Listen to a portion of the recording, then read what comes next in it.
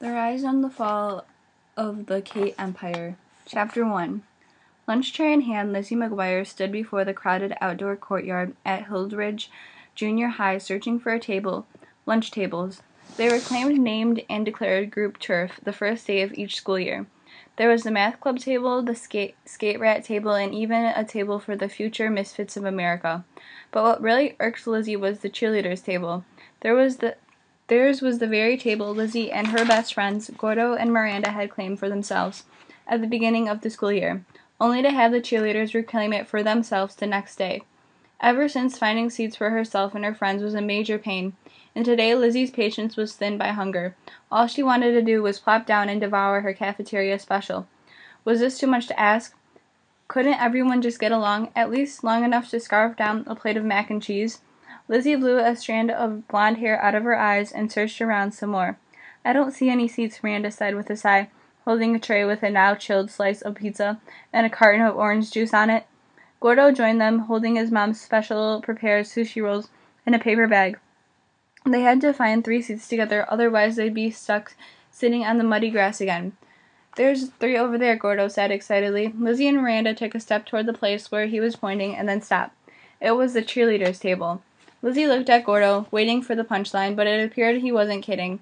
Gordo, we can't sit there, she said. The cheerleading table is like the Oscars. You only go if you're nominated.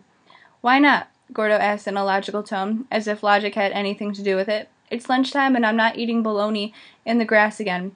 Yeah, we should take a stand and take those seats back, Miranda chimed in. Lizzie raised her eyebrows in surprise. Normally, Miranda was the first to obey the social hierarchy of junior high.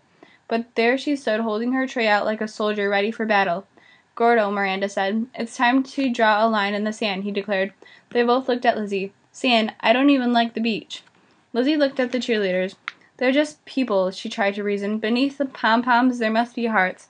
Okay, Lizzie said nervously. After you, Gordo. Together they all marched over to the cheerleaders' table, with Gordo leading the way. Kate Sanders, captain of the cheerleading squad and self-proclaimed queen of Hildridge Junior High, sat at the head of the table, spooning yogurt out of a little plastic container. Watching her, Lizzie thought how much Kate had changed. In grade school, Kate was actually nice and one of Lizzie's best friends. But then came junior high, and Kate became a cheerleader. From that moment on, Kate mocked Lizzie relentlessly for her non-cheerleader, non-popular status. It was like Kate had traded her soul for a pleated skirt. Sitting next to Kate was her new best friend, Claire. Claire was a squad stuck-up junior captain who seemed to enjoy mocking all school losers even more than Kate did. As Gordo, Lizzie, and Miranda approached, Kate and Claire looked them up and down, their glossy mouths open in a total disbelief. Gordo, are you and your friends a bit confused? Kate asked. This is a cheerleading-only zone. Bye-bye, Claire sneered as she waved the trio away. But Gordo wasn't in the mood for pom-pom girls with a superiority complex. You know the cheerleading act is wearing a little thin, he snapped. It's time things changed around here. Cheerleaders and non-cheerleaders can sit down and eat at the same table. With each word, Gordo's voice rose until he was almost shouting. Suddenly, Gordo slammed his lunch tray down on the table with a loud smack. Kate and Claire jumped. It was one of the coolest things Lizzie and Miranda had ever seen.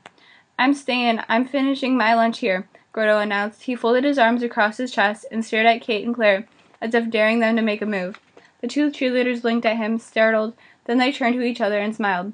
Moments later, Gordo, Lizzie, and Miranda found themselves sitting on the wet, muddy grass between 2 tables.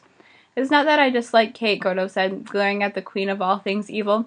It's just that I hate everything she represents. Yeah, Lizzie agreed. I just wish one time she would know what it feels like to sit in the grass. It feels scratchy, Miranda said. Then feeling the damp seat of her new plaid pants and wet, she added with a tight grin. Suddenly a loud shout boomed out across the quad, startling them all. Give me a H. Lizzie turned to see the cheerleaders practicing their routine right behind them on the grass. Great, Lizzie snapped. It's not bad enough we have to eat in the grass. Now we have to watch them. This is cruel and unusual punishment, Gordo said. There are rules about this in the Constitution. Miranda looked at him. There were? Gordo knew the strangest things. Where does the Constitution stand on wet pants? But just as Gordo was about to answer, the loud cries of the cheerleaders cheering drowned him out. There was nothing Lizzie and Miranda and Gordo could do but watch Kate wrestle her pom-poms and toss her long, perfect blonde hair. She looked like she was born to do this. Lizzie scanned the courtyard and realized that everyone was awestruck by Kate's performance. Why is it that Kate always gets what she wants? Lizzie asked with frustration. Because it's her world, and we all just live in it, Miranda suggested. I have everything I want, Gordo said, except a seat. I hate picking ants out of my cheesy puffs. He shot an ant off his puff, then popped it into his mouth. The cheerleading squad finished their rah-rahs and were now ready for their big finale. This was their specialty, the big crowd-pleasing pyramid. 5 girls kneeled on their hands and knees, 3 more girls jumped on their backs and then kicked up one foot. Now it was all about Kate. Eyeing her target, Kate ran, sprang, and then landed gracefully on top of the triangle of bodies. Kate was standing 12 feet above everyone else, and she was beaming. She shot her hands up high in the sky. Watching Kate, Lizzie frowned. I wish that just once someone would come along and knock Kate right off her pedestal, she said. Where's the big gust of wind when you need it? Just then, a look of uncertainty flashed across Kate's face. Her legs began to wobble. She flapped her arms in the air, trying to regain her balance. But it was too late. With a piercing squeal, Kate pitched off the top of the pyramid and landed with a loud thud on the grass. Miranda and Gordo's mouth fell open. They turned and looked at a stunned Lizzie. How'd you do that? Miranda asked. Since when do I control the wind? The toppled cheerleaders climbed to their feet, laughing and dusting off their skirts.